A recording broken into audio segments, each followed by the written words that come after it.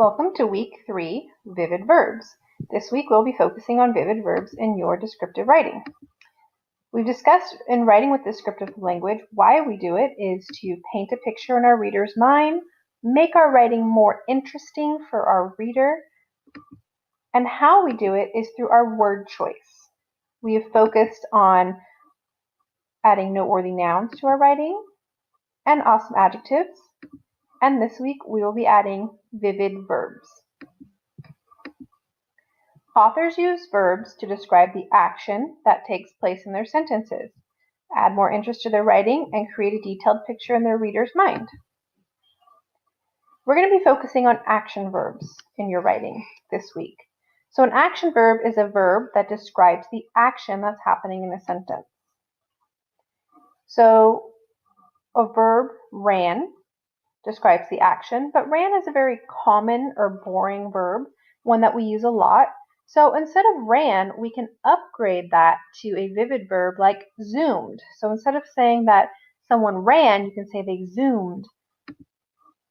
Again, eat, a very common verb that we see and use often.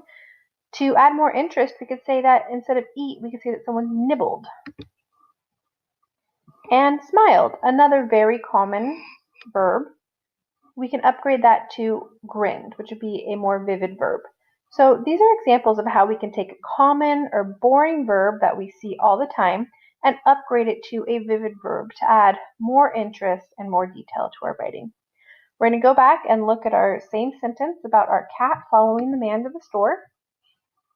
So the cat walked with the man to the store. Again, you can see that I identified the nouns in the sentence because we're not going to be forgetting about our noteworthy nouns or our awesome adjectives. We're still going to be focusing on using those, but we're adding vivid verbs this week. So we're going to rewrite that sentence to make it more interesting. So the fluffy white cat trotted with timid Mr. Jones to Costco. So we have our boring sentence over here. The cat walked with the man to the store. And then we have our more detailed and interesting sentence. The fluffy white cat trotted with Tim and Mr. Jones to Costco. We're going to focus on the vivid verb because last week and the week before we focused on the nouns. So we had the verb walked, and walk again is a very common verb that we see and we use. And so I upgraded walked to trotted, which is a more vivid verb. It's more interesting, it's a more interesting word and gives more detail for the reader.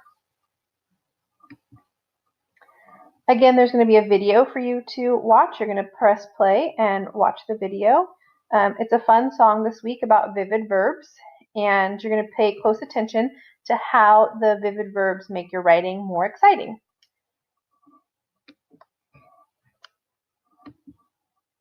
Your first activity in your writer's notebook is to come up with as many vivid verbs as you can think of to replace the boring verbs in the chart. So on the left-hand side, there's your boring verbs. Run, said, play, think, made, kicked, slept. And then on the right side of the chart, it's going to be your job to fill in vivid verbs that are synonyms for that boring verb. So I started run for you.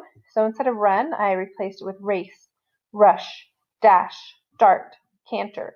If you need some help coming up with some vivid verbs, feel free to follow the link to the Kids Thesaurus just like you did last week with adjectives.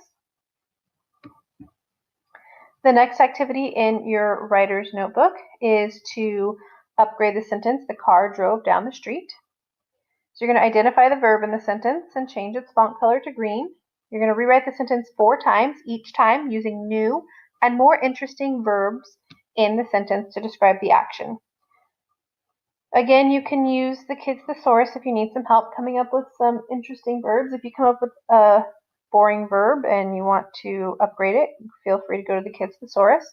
I rewrote the sentence. I added in adjectives and I identified the nouns. I just did not upgrade the nouns. If you want to challenge yourself, you can certainly upgrade those nouns and add different adjectives each time you rewrite the sentence, but you really need to focus on upgrading the verb to a vivid verb. I upgraded drove to sped.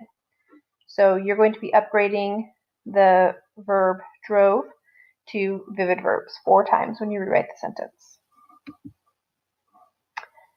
The next activity is taking a boring sentence and turning it into an interesting sentence. There's going to be a few different sentences for you to do that too. I did the first one for you. So you're identifying the verb in each sentence by changing its font to green. Then you're going to rewrite the sentence, changing the boring verb to a vivid verb and changing its font to green. And you're going to change the font color of each noun to red and the font color of each adjective to blue. So at the very least, you have to identify nouns and adjectives in the sentences. You can upgrade them to noteworthy nouns or awesome adjectives, or add adjectives if there aren't adjectives in the sentence, and then identify them by changing their font color, so that you're remembering and practicing that you also need to be focusing on noteworthy nouns and awesome adjectives. So the first one, the kids walked to the zoo. I identified the verb walked and I changed it to green in the sentence. Then I upgraded it to a vivid verb when I rewrote the sentence. So instead of the kids walked to the zoo, I changed the sentence to Kate and Bobby strolled to the famous San Francisco Zoo. If we compare the two sentences, our interesting sentence has a lot more detail and paints a better picture in the reader's mind and gives the reader more information. So you're going to do that for the remaining sentences. And the last activity in your writer's notebook for verbs this week is to insert a text box and write a short paragraph in response to the writing prompt. The writing prompt is write to tell about the most memorable birthday gift you have ever received. This is the same prompt that's in your writer's notebook every week.